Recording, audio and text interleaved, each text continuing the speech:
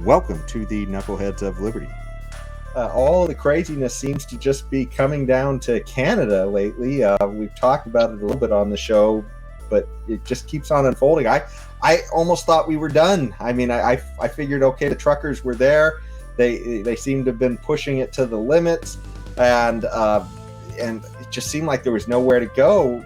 I guess I underestimated the authoritarian nature of the little dictator Trudeau there, because I tell you, he started arresting people, started locking down bank accounts. There's been incidents of people being, I guess, violently assaulted is the best word to put it, by the police. One woman was run over by police on horses, and she was hospitalized.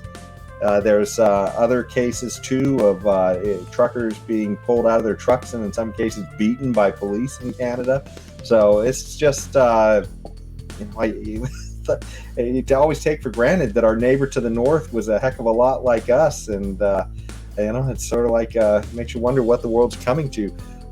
Did you guys have any thoughts on this whole Canada thing? It's kind of distressing to me.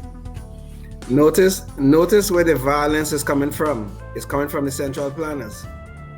Notice that Justin Trudeau had told us about the Confederate flag and the Nazi and the swastika was being waved in Canada, and this was a symbol of the racism and the Nazism of those truckers.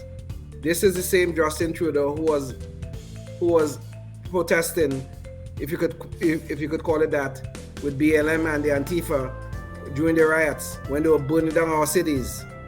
Now this little dictator, now as you call him, Jason, as you correctly call him, have now decided that a peaceful protest is not something that he can allow in what we thought was a democracy. We are seeing nothing but attacks on Western civilizations, on the values of Western civilization. Look at what's going on in Australia right now as we speak. Well, they just did open up a little bit. They're allowing flights back into the country. But Australia have gone mad. France is going mad. We here in the United States have done some draconian things that makes your stomach turn. We have seemed to have forgotten that life, liberty, and the pursuit of happiness is supposed to mean something here in the United States. And now our neighbors to the north, Canada, who is supposed to be not much different from us, we have this little piece of shit, oh God, no, I'm sorry, this little dictator now trying to tell us that peaceful protest is a crime